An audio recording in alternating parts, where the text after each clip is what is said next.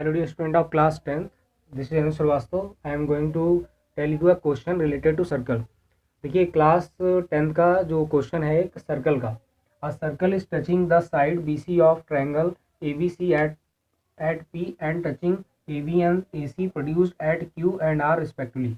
What question is in question? देखिए क्या कह रहा है.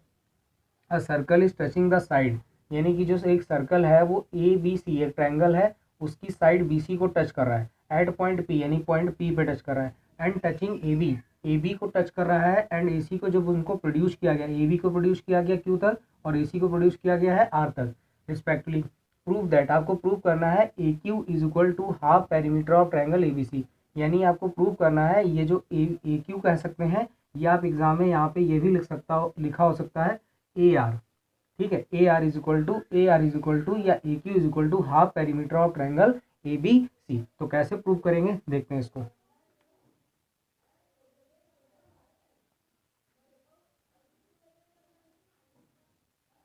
देखिए सॉल्यूशन यहाँ से स्टार्ट हो रहा है, ध्यान से समझ लें क्वेश्चन को.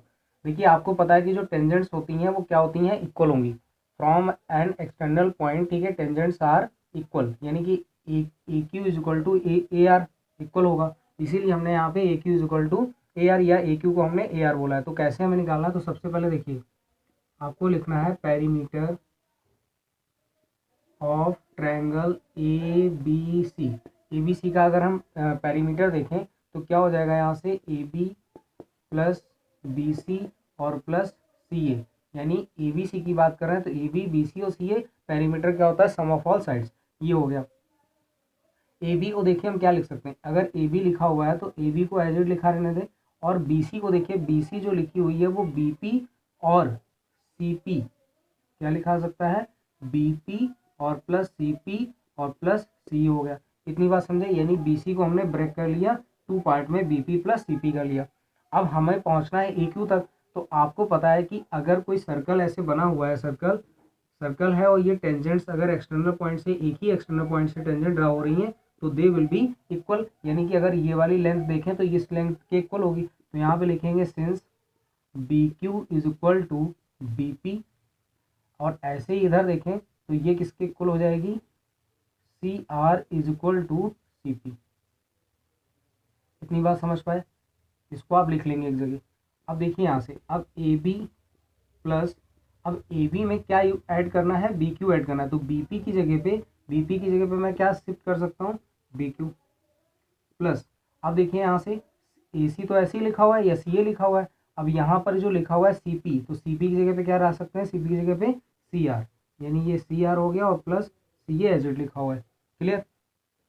अब देखिए AB, इसको एक साथ ले लीजिए और इसको एक साथ लीजिए. AB plus BQ is equal to क्या हो जाएगा, AQ plus CR plus CR और प्लस CA, ये क्या हो जाएगा, AR.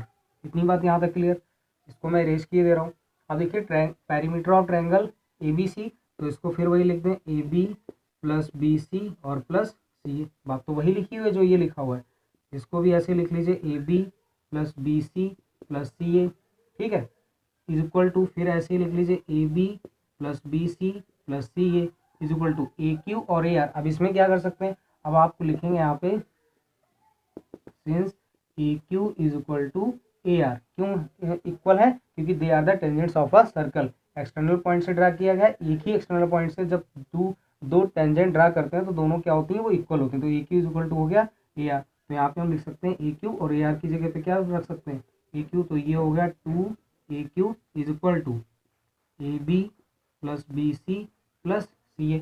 तो हम यहाँ पे लिख सकते हैं AQ is equal to half in bracket AB plus BC और प्लस CA. इसी को तो हम बोलते हैं पेरीमीटर ऑफ अ ट्रायंगल. तो half into perimeter of triangle ABC. ये हो गया प्रूफ. लिख देंगे हैंस प्रूफ. तो ये एग्जाम के लिए काफ़ी इंपॉर्टेंट है, क्लास 10 के लिए आने के चांसेस हैं इस बार. और इससे रिलेटेड जो न्यूमेरिकल्स हैं, ठीक है, वो मैं आगे बताता हूँ. Keep watching. देखिए स्टूडेंट, क्वेश्चन है आपके सामने कि एक सर्कल है, ठीक है, with centre O, PA and PB are the tangents of the circle. और जो ये एक CD है, ठीक है, वो ये भी एक टेंजेंट है. ये जो टेंजेंट्स दी हुई है इनको इंटरसेक्ट कर रहा है C और D पर, और इसका एक पॉइंट E हो गया. आपसे पूछा क्या गया है, PA गिवन है 10 सेंटीमीटर, यानी ये वाली लेंथ आपको 10 सेंटीमीटर गिवन है. आपसे पूछा गया पेरीमीटर ऑफ पीसीडी, पीसीडी यानी इस ट्रायंगल की बात कर रहे हैं। तो अभी आपको मैंने बताया पेरीमीटर का फॉर्मूला प्रूव कराया, पेरीमीटर ऑफ ट्रायंगल अभी आपने प्रूव किया है, A B C is equal to A Q, ऐसे आया था इस तरीके से। तो यहाँ पे ए क्यू ना लिखकर यहाँ पी ए लिखा हुआ है, तो ए क्यू हटा देते हैं और लिख देते हैं पी ए। तो यहाँ से पी ए क्या हो जाएगा, half perimeter of triangle A B C. आपसे पूछ क्या रहा है, पेरीमीटर ऑफ पीसीडी, तो यहाँ पे हम ए बी सी को हटाकर क्या लिख देंगे, पीसीडी, पीसीडी मतलब ये जो ये लिखा हुआ है ए बी सी वो एक पीछे लिखा हुआ था, जो पीछे दिया हुआ था अभी जो मैंने समझाया उसको। तो यहाँ perimeter of triangle A B C ना लिख के आप यहाँ पे भी हटा देंगे, तो लिख देंगे पी सी डी इस फिगर के अकॉर्डिंग। अब देखिए ये हमारे पास फॉर्मूला तैयार हो गया। तो perimeter of P C D आपसे पूछा गया है, तो पी ए की वैल्यू कितनी की बने, 10 इज इक्वल टू 1/2, ये मल्टीप्लाई में है, ये perimeter of P C D, triangle P C D. तो यहाँ से क्या हो जाएगा, perimeter of triangle P C D is equal to 10 two ज़ा 20 सेंटीमीटर। तो डायरेक्ट एमसीक्यू में जब पूछा जाएगा तो ऐसे करेंगे, और अदरवाइज वैसे सॉल्व करने का तरीका मैंने आपको बता दिया। वीडियो अच्छा लगा हो तो लाइक कर लें, चैनल को सब्सक्राइब करना बिल्कुल ना भूलें, अपने दोस्तों को शेयर कर लें। Thank you everyone.